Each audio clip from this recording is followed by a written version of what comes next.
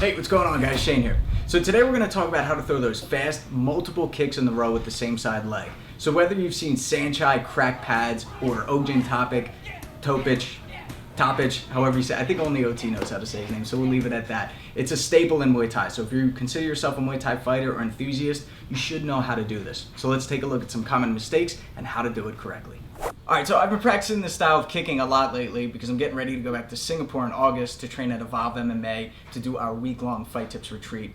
This is going to be sort of a cheat sheet for the people who already signed up so they can get prepared because we easily throw hundreds of kicks a day. If you want to come, we still have some spots available. Click the link in the description below, reserve your spot. It's open for all experience levels.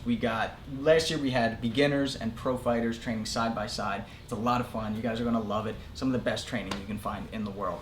So, when you're throwing these sequential kicks, same side, and you're going for speed, there's a couple things to keep in mind. The first one is have a balanced pivot point. And our pivot point is going to be the ball of our foot. So our heel has to be off the ground, okay? But when I throw the kick, we have to make sure that we're not leaning. So what you want to stack is this lead shoulder should be right over top of that foot, okay, on the ball of the foot. And you'll notice the pivot is minor.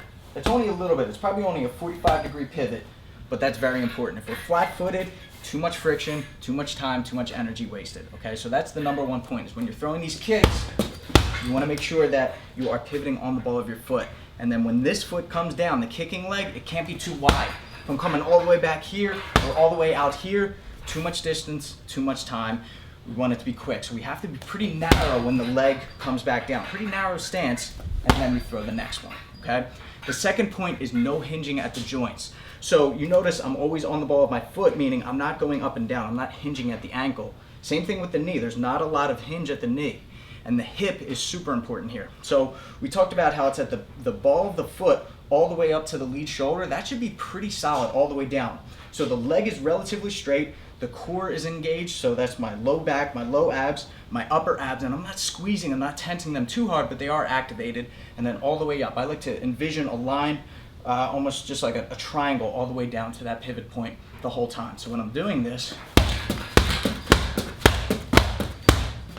all right, there's not a lot of hinge. If I go here and I reset and I bring this hip all the way back, again, I have to lift, and this is good for power to get that triple extension, meaning the ankle, the knee, and the hip, but I don't want a lot of that. I don't want power, I want speed, okay? So there is some compromise there. And then the last part is the arm swing. So when you see these fighters do it, it comes down to preference. Some guys like to chop with both arms like this. Some people like doing sort of a running motion, but what I found has the best results is going in a circle motion.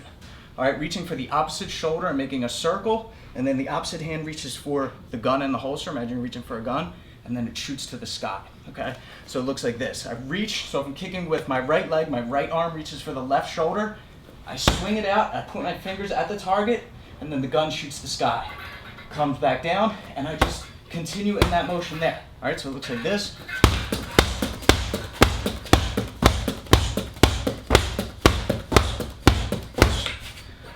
So what you can do is, you notice that the bag is sort of tied up right here. If it's free swinging, it's kind of hard to time it that way when you're hitting sequential kicks.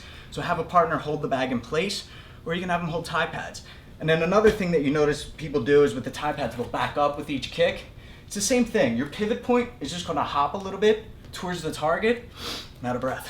But you still wanna keep everything balanced for the most part. So imagine like you're spinning, whatever you call those things, like a spinner, a dreidel, whatever it may be. But it still has to stay on that pivot point. If it starts to angle off or tilt, then it's gonna wobble, it's gonna fall over. So if you're moving forward or if you're switching legs, just make sure you have that balanced pivot point. Notice everything's very narrow, very tight, very structured. That is how you throw the multiple kicks. All right, there you go. Sequential kicks with the same side leg going for speed. When you do these, you're gonna notice that your calf muscles are on fire and they're gonna probably be fatigued for a couple of days. So what I like doing is hitting 100 kicks each leg, and I'll do that twice a week. This way I give myself a couple of days in between to rest and recover. So give it a try, start training now, and like I said, click the link down in the bio if you wanna come train with us at Evolve MMA in Singapore. Until then, I'm Shane with Fight Tips for the Underdogs.